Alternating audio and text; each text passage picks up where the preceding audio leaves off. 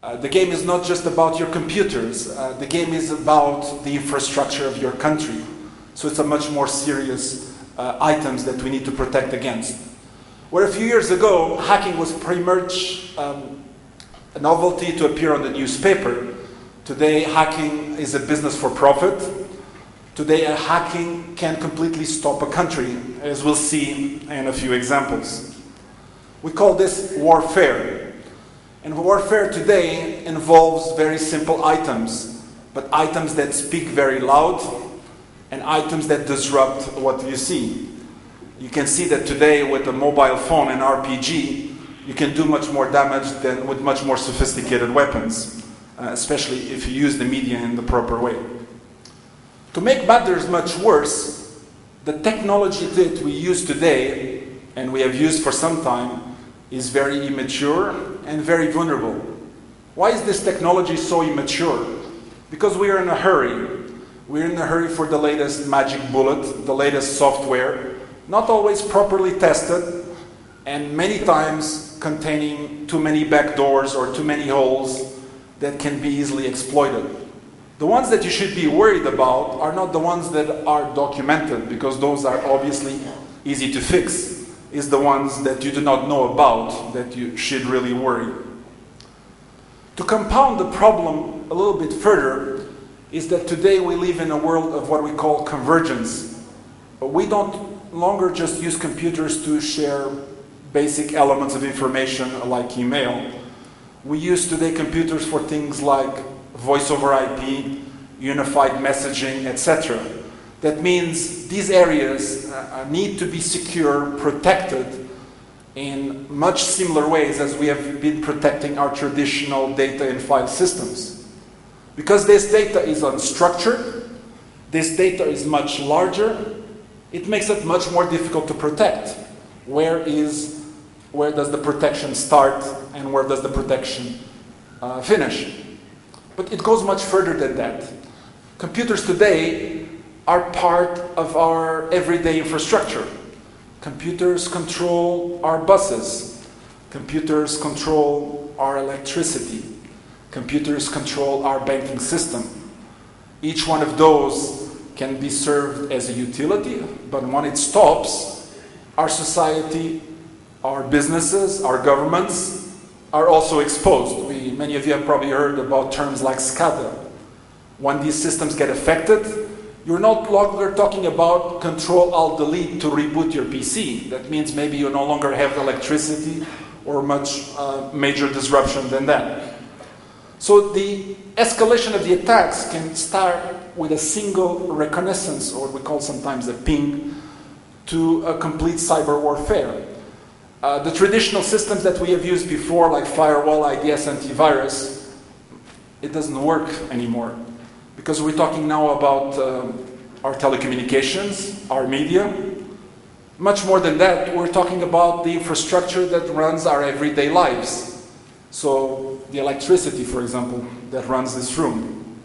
If I try to define the items of what I call cyber warfare, is the actions intended not only to protect, but to exploit, disrupt all the information resources, and at the end of the day, to achieve significant objectives and advantages or victory over an adversary, whether that adversary is next door to us, or we don't even see that adversary many countries away. Of course, warfare has many levels. It can start with something very simple, against one single individual, against a corporation or multinational, or much more global, against an entire country, or against blocks of countries, like I showed you in the first slide of this presentation. So the information warfare targets are many. The leadership of the country, the military infrastructure, weapon systems, energy systems, or what we sometimes call as well the civilian infrastructure. Because at the end of the day, people have to go about with everyday lives. Information warfare really has two major elements to it. You can say it's no longer the traditional IT security.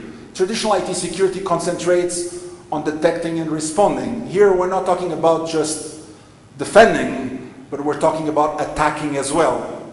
We're talking about destroying the enemy in an active way, disrupting its infrastructure, changing its behavior.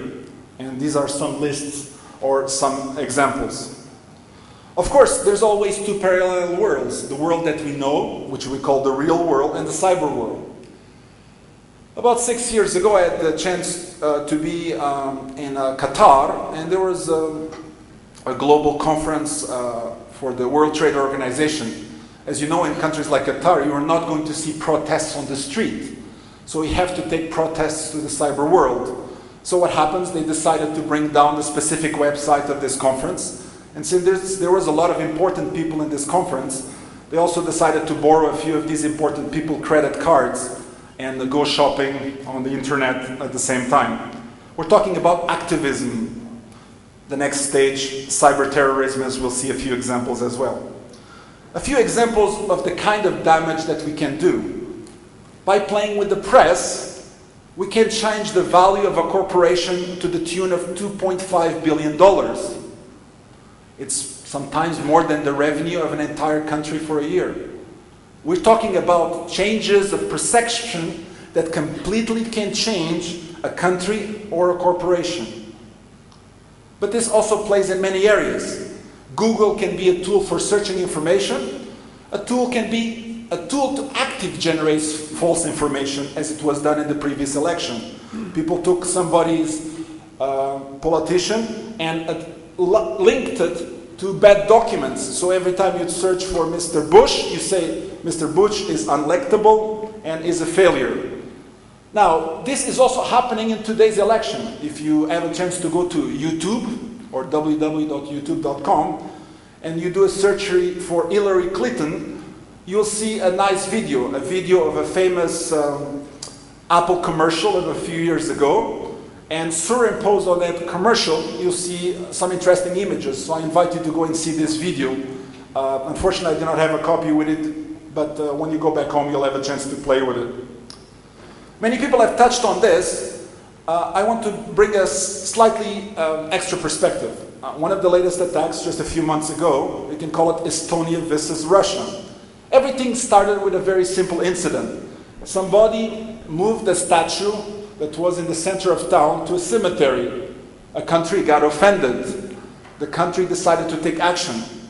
Estonia is one of the countries that depends a lot on internet and IT.